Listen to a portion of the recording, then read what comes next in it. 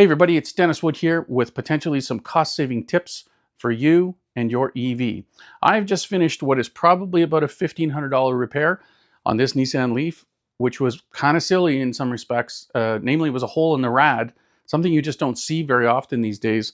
But I discovered something that I did not know about EVs, and then in most cases, certainly in the case of this LEAF, and I believe pretty much everyone, they do have a radiator. It operates at only 5 psi. You can see it's not very big, and it's certainly pretty light. So EVs do have a cooling system, and they do have radiators. This LEAF certainly does. There is no coolant actually running through the battery. It's pretty much the sealed up unit. But in many cars, there's also coolant going through the battery. So you're cooling the battery, potentially the motor, the power delivery unit, and also the AC inverter. So the coolant does have a job, not nearly as much as you would find in an ICE car. So consequently, this is out front, in front of the evaporator or the condenser. If you have a heat pump, the evaporator condenser is going to be either or. The evaporator condenser is built to take 200, 250 psi. It's built tougher than the radiator. This radiator, as you can see, is pretty light. It's only built to take 5 psi, and it's out front. So if you take a rock through here on the road, there's a decent chance you're going to get a hole in it. And that is precisely what happened to this radiator. It has a hole in it. And that hole, it's in a weird spot. It's up here, up top where my thumb is, but it is leaking. And it required, I'm going to say, by the time this car is back together, maybe 5 or 6 hours of labor to get everything sorted. And like I said, $300 or $400 if you're buying an OEM rad. I picked one up from Rock Auto, which is about 120 bucks plus delivery. So the issue is that we have cooling ports here, but they are not protected. There's no grill. So today we're going to take about $20 of aluminum, as my friends down under love to call it, or aluminum, black coated, anodized, I hope. And we're going to put some grills in here to keep this from happening, or to keep the damage from happening to the rad. One of my pet peeves with cars, just about everything, I noticed really on F-150 trucks, there's a big hole in the bottom. There's no grill. So if you're driving on the road and somebody kicks up a rock, it's going to hit your, in a Ford truck, it's going to hit the AC evaporator, which is also probably a more expensive part. So I don't understand why we don't have grills. We're going to put some in. Step one in this job is going to be potentially remove this fascia. Call it a bumper. It's not a bumper. It's just a fascia that goes over the crash structure up front.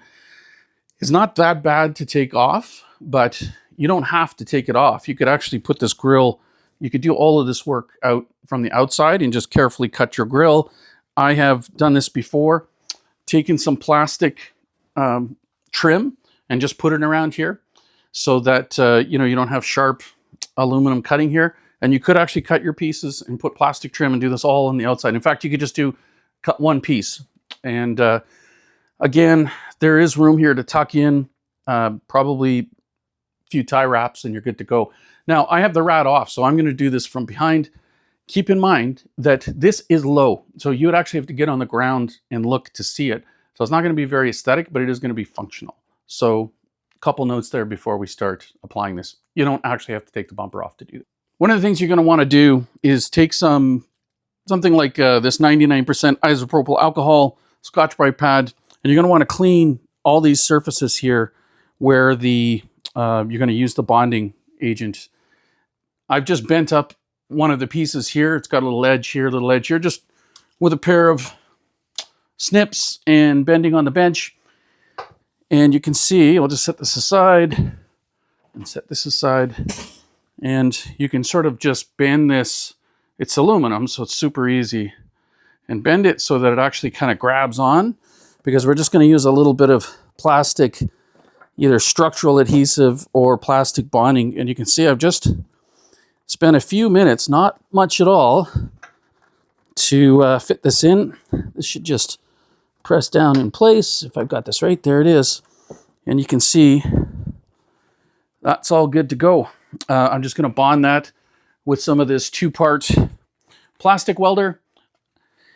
This is a product, it's an epoxy product, sets up really quick. So we're going to squeeze this out, mix it, and we're going to actually use that to dab it on where the aluminum meets the plastic of the bumper. And that's it. We just got a nice little grill that will keep rocks, leaves, and other debris from getting to our fairly expensive radiator. So the pair of tin snips, this aluminum is super easy to cut. So you can kind of just guesstimate just by looking at the piece that you're working with, at what size you need. And we'll just cut that. And then we'll go ahead. Again, just lay it on there. And we're going to just bend our edges using a vise, or you can do this on the workbench.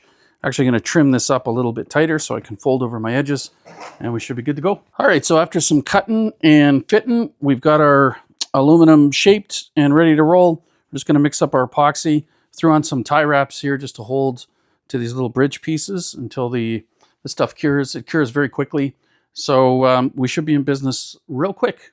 So let's put some epoxy on.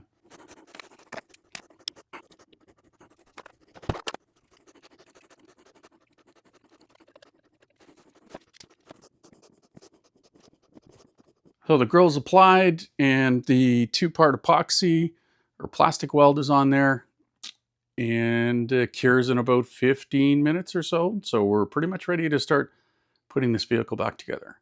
So there's a look at the grill.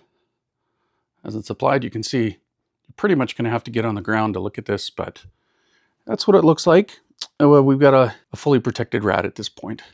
There you go. Some helpful tips on adding a little bit of grill protection to your EV fascia, which may save you, in this case, a $1,500 job. So I hope you found this helpful. As always, a like and subscribe would be very much appreciated. See you next time.